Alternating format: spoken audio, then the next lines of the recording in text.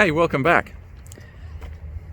And a teacher of mine once said that there are two things in life that change you: the books you read and the people you meet. And I certainly found that to be true over the course of my life. I wanted to talk today just briefly about a book that I read when I was about 8 years old that changed my life and influenced me in ways that I can only barely imagine now. The book I'm talking about was by Jules Verne, Journey to the Center of the Earth. And for a young boy of 8 years old, it was definitely a book that was really exciting.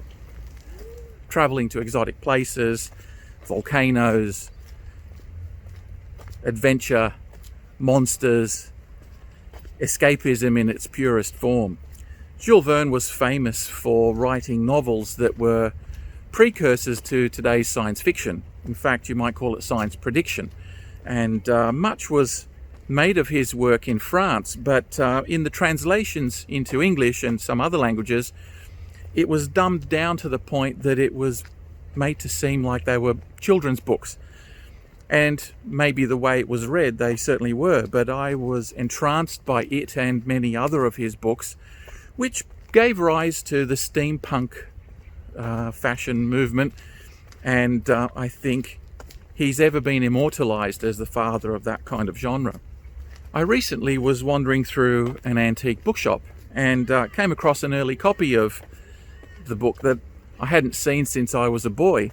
So I decided to buy a copy and just read it for pleasure.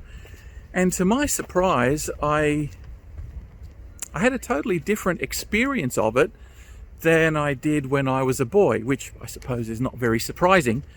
But the thing about this was Jules Verne often has set characters in play. There's the brilliant professor, there's the silent, strong type, and then there's the unwilling participant, usually his nephew or something of that nature. And I didn't really pay too much attention to the characters themselves or the psychology that was at play. I was so entranced by the adventure that I didn't look at the dynamics. And so when I looked at this a second time as an adult that's gone through a lot of things in his life, I started looking at the dynamics of the characters, and the professor being stubborn and arrogant in his own way, dismissive.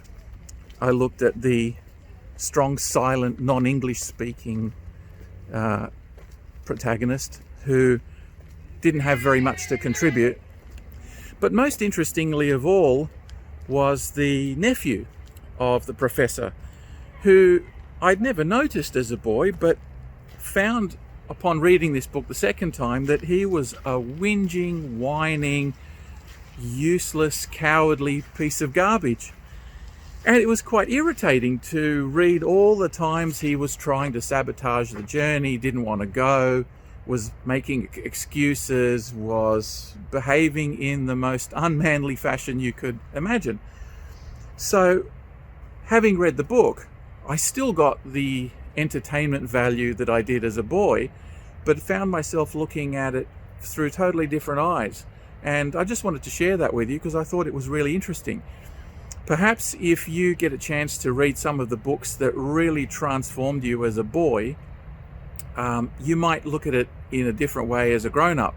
Or you may still look at it with the same affection you had as a boy, but appreciate a few other of the nuances or characteristics that you didn't in your younger years. I certainly reviewed it in a much, much more psychoanalytical way as a grown-up than I did as a boy, even though the adventure was still there. But it irritated me a little bit at how one of the protagonists was not all that I would have been myself.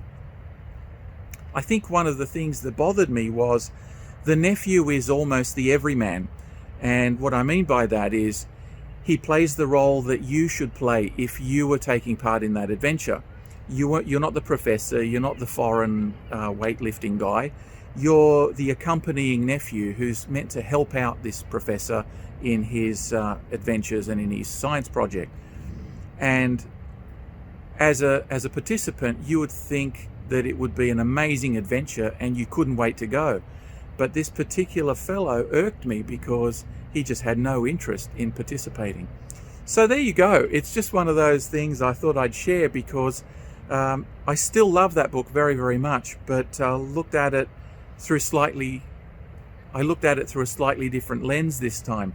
So let me know what your own experiences have been, what books you read as a child that enthralled you, and then you reviewed in a slightly different way, or even a significantly different way as an adult. I'd be really interested to hear.